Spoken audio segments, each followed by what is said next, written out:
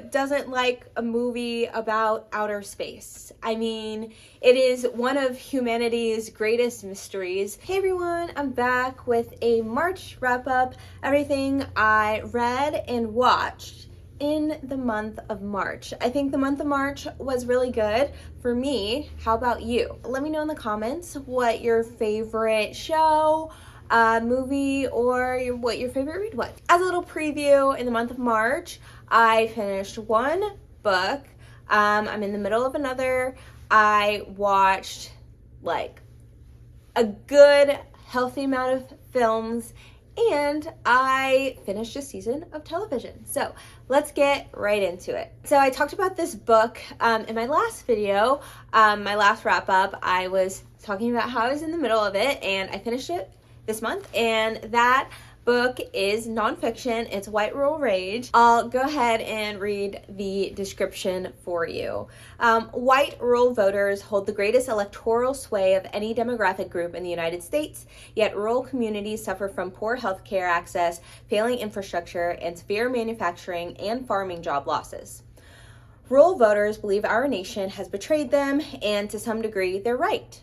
In White Rural Rage, Tom Schaller and Paul Waldman explore why rural whites have failed to reap the benefits from their outsized political power and why, as a result, they are the most likely group to abandon democratic norms and traditions. Their rage, stoked daily by Republican politicians and the conservative media, now poses an existential threat to the United States. Schaller and Waldman show how vulnerable U.S. democracy has become to rural whites who, despite legitimate grievances, are increasingly inclined to hold racist and xenophobic beliefs, to believe in conspiracy theories, to accept violence as a legitimate course of political action, and to exhibit anti-democratic tendencies. Rural white Americans' attitudes might best be described as, "I love my country, but not our country," Schaller and Waldman argue. This phenomenon is the patriot paradox of rural America. The citizens who take such pride in their patriotism are also the least likely to defend core American principles. And by stoking rural whites' anger rather than addressing the hard problems they face, conservative politicians and talking heads create a feedback loop of resentments that are undermining American democracy.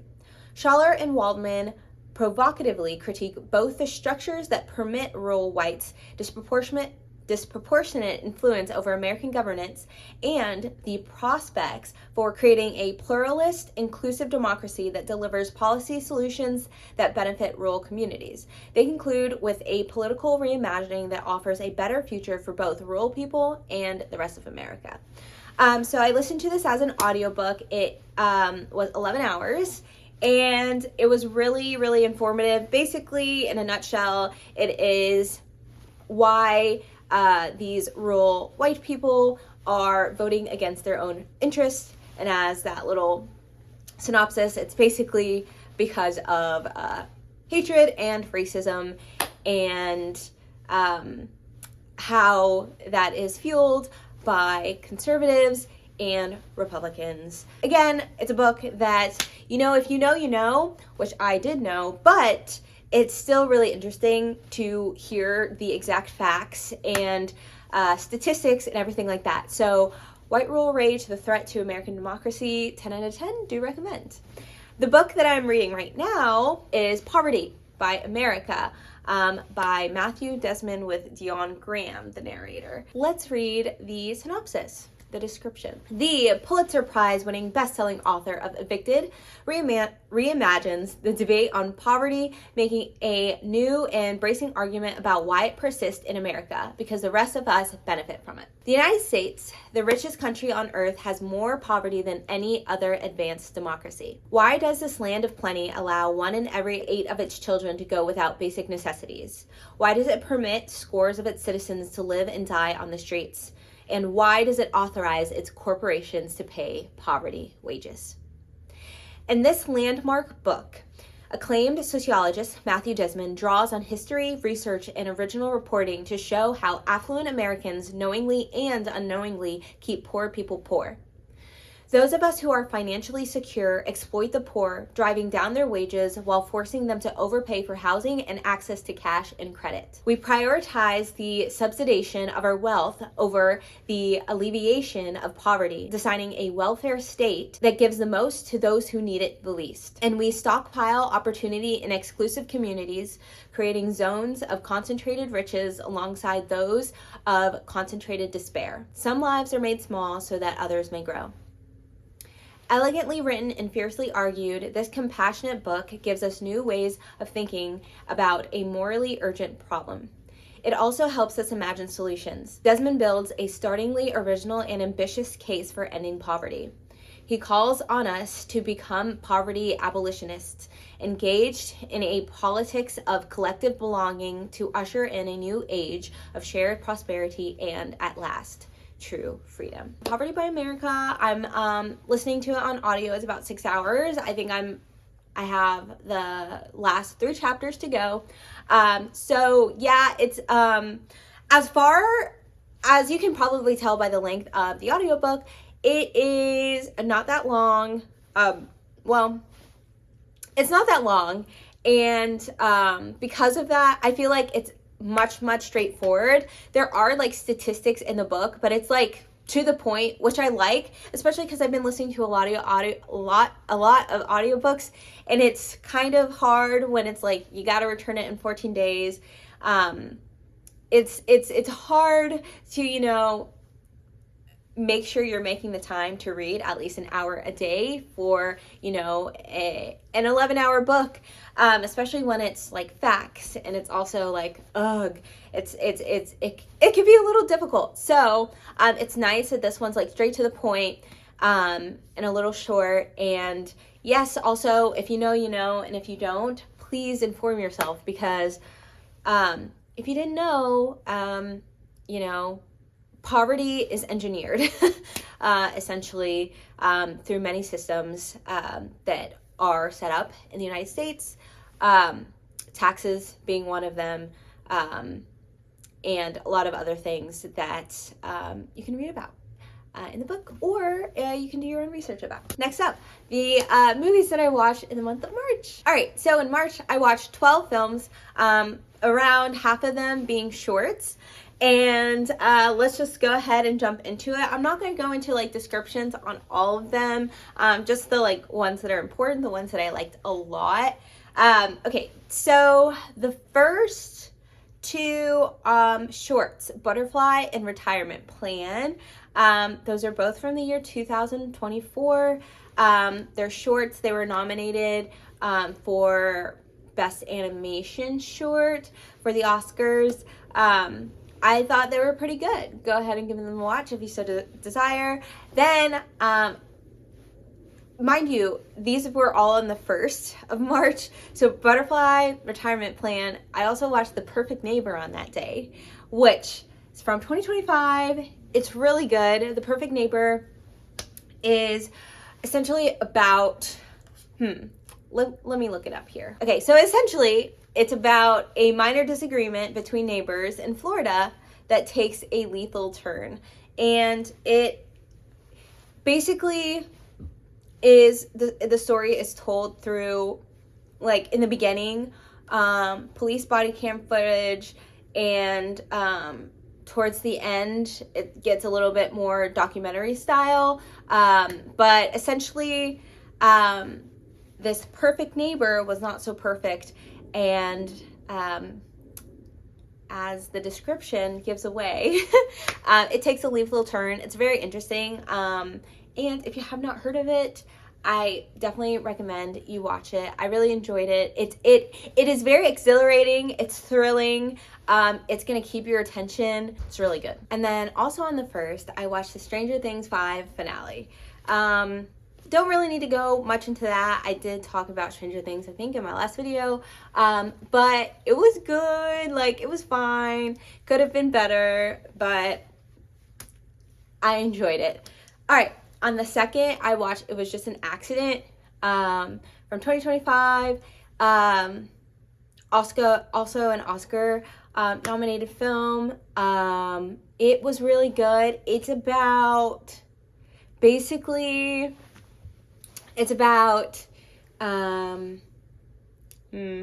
so this guy, the main character, he runs into someone he recognizes from his past. And that kind of leads him to a situation where he ends up driving around asking people, hey, do you also recognize this person? I need to make sure that he's the right guy. And they end up riding around for a long time trying to make sure that they identify this person correctly, because this person committed heinous acts against them. And so they're trying to figure it out to make sure that they take revenge on the right man. And that's essentially what it's about. It's really good, really interesting, and the ending is really great. So I do recommend It Was Just an Accident. On the 4th, I watched One Last Adventure, The Making of Stranger Things 5. On the 11th, I watched The Lost Bus, which I loved, by the way. All right, y'all, I am, DB gives literally the worst descriptions I've ever read in my entire life. I'm trying to tell you what it's about, but okay, so it's inspired by a true story of fires that happened in California. I think the camp fires of some place in California. Our main character is a school bus driver, and he's got a lot going on in his life. And what happens is, how do I even describe to you? Okay, I don't want to give it away. I mean, there's not too many spoilers. I mean, we know it's about like a wildfire that takes place, but essentially, he's got a lot going on. He's this bus driver. He's really like poor. He's poor and he's broke. We start the film, he's asking, hey, are there any extra hours I can pick up? And his like boss is saying, no. Essentially, like, I'll let you know if there is, but you know the veterans, they get first pick, but I'll let you know. So then we go a little further, and then the other emotional aspects that's going on is his son's in town, his wife that he is, I guess, ex-wife, the one that he is either separated or divorced from, she is supposed to be going on like a trip with her boyfriend. So the ex and the bus driver, their son is with the bus driver, and the son is like under the weather. He's not feeling very good, and the son is calling his mom, the ex, and then the ex is calling the driver, and she's like, what's going on? Are you incapable of taking care of our son? Whatever.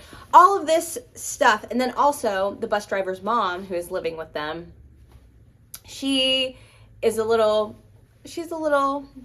crazy, not in the, like, she's a psychopath, but, she's getting older and her cognitive function is declining. So,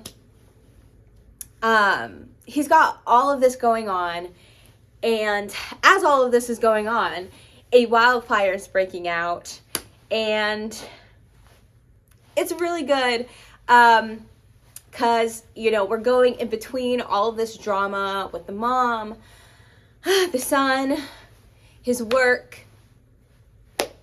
all of it. He's trying to take care of so many things at once while a fire is coming through, which, by the way, has not been reported on. He is seeing it like in the distance, and he's like, hey, is there any news? What's happening? Dispatch is like, there's not any news. We'll let you know when there's news. And guess what? Well, by the time there's news, dispatch can't reach him. And it's just really great. It's a good movie. It's thrilling. It's exciting. I really do recommend The Lost Bus. All right. Then I watched more shorts. Removed. That's from 2013. It's on YouTube. Agents of Secret Stuff from 2010 on YouTube. Then I watched Chicken Little on the 23rd. I think by now we all know what Chicken Little is about. It's from 2005, over 2 decades ago. But yeah, it was a nice little throwback. Hashtag Abby Ace. And then 2 days later, I watched Aquamarine from 2006. Maybe not everyone knows what that's about, but if you do, you do. If you don't, you don't. But I do love it as well. Another throwback. And then not too long ago, on the 31st, I watched Project Hail Mary, movie from this year, which I'm sure we all know. IMDb says, a science teacher wakes up alone on a spaceship. As his memory returns, he uncovers a mission to stop a mysterious substance killing Earth's sun, and that an unexpected friendship may be the key. So, yes, I watched Project Hail Mary. This is the first movie I've seen in theaters in a long, long time. Let me get it out of the way by saying Project Hail Mary is sort of Interstellar meets Passengers meets Interstellar meets Passengers meets Arrival. I'm not sure if there's one that I'm missing. Arrival and Interstellar and Passengers. Like, it's kind of all three combined.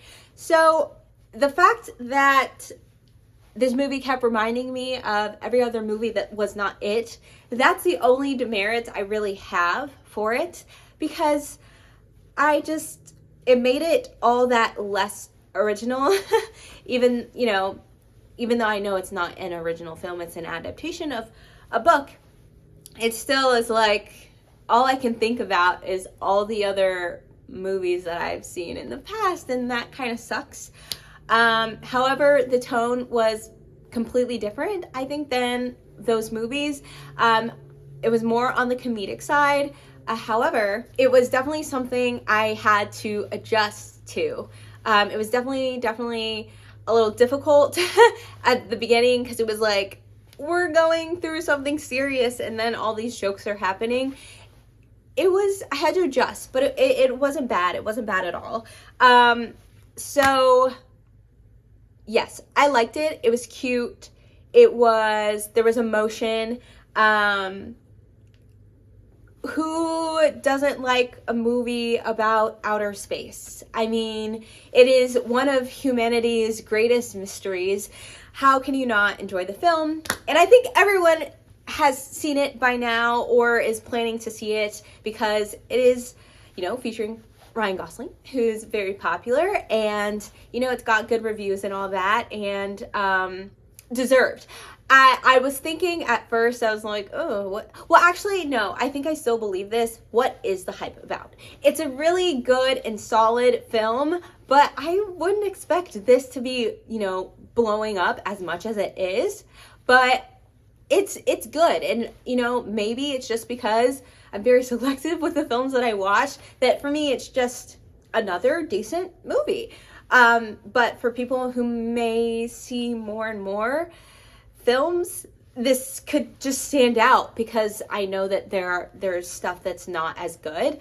So I can understand that. But what else can I say about it? I don't know. Yeah, it's just, I kind of told you what it's about. Yeah, science teacher, he wakes up alone in space, and he's like, why am I here? And we kind of get the story of why he's there through flashbacks. And slowly but surely, we descend into the adventure of him finding out why he's there, and then him completing that mission. And it's just really great. It got a happy ending, unexpected but happy, and we love that. Now, on to the last watch of the month, which technically does not count because I finished last night, but I'm talking about it because I started in March, and that is season 2 of Paradise. Now, this is a really awesome television series thus far. If you do not know what Paradise is about, it's essentially, in season 1, about a Secret Service agent who is investigating the murder of a former president. And yeah, it happens in a backdrop of this community that we all think is safe, and then, you know, someone shows up dead and it's like, uh-oh. And it's about the Secret Service agent who has figured it out. That's season 1. And then in season 2, the Secret Service agent, Sterling K. Brown, he goes to find his wife who was left behind, who did not get to move to this community. So he goes on a search for his wife, and lots more happens in season 2. We've got so many storylines going on. Season 1, we were just following the investigation. Season 2, there's a lot going on. There's Xavier, the Secret Service agent. There's Xavier looking for his wife. There is, you know, him on his way, you know, his journey. It's a long journey. And it's the people he meets along the way, and it's what else is going on in this community all, you know, at the same time. And a lot is happening. I'll talk to you more about the other important characters in this community. It was funded by a billionaire, and you know billionaires. So basically, the billionaire, you know, she is basically kind of the person in charge now that the president is dead. She's calling the shots, and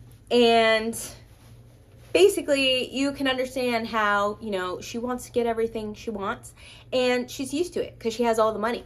And so in season 2, we find out that something is going on. This billionaire is doing something that she essentially did not tell anyone about. And so after, you know, all the stuff with Xavier's adventure happens, we're kind of focused in on this billionaire lady, Sinatra, and whatever she's got going on. And I'm going to tell you right now, she's got a lot going on. It's a little hard to understand, to be completely honest. There's some science involved in there, and I'm still unclear as to the science and the terminology. But I can't tell you, otherwise it would be a little spoiler. So if anything on this list, I feel like you have to watch Paradise and The Perfect Neighbor. Honorable mention, Project Hail Mary, because it was fun, it was good. And the books, all of the books. White Rural Rage, A Threat to American Democracy, and Poverty by America. And all the other ones that I read too, The Whiteness of Wealth, and then Men Who Hate Women. I think those were the other 2 that I read. I might be missing one, maybe not. But that was my month of March. Yeah, so if you're looking forward to seeing what I am reading, watching, listening to, I did not do listening to this time, but maybe next time, reading, watching, everything else, stick around. You can subscribe. And if you made it to the end, also, obnoxious. You can let me know in the comments again your favorites, if you ever heard of Paradise, if you ever watched any of the things, if you've ever read any of the things, any of the books that I have mentioned today, just let me know. Till next time, I hope to upload many videos this month. I only did the one, I think, last month. But I plan on, you know, doing a little more. So, till then.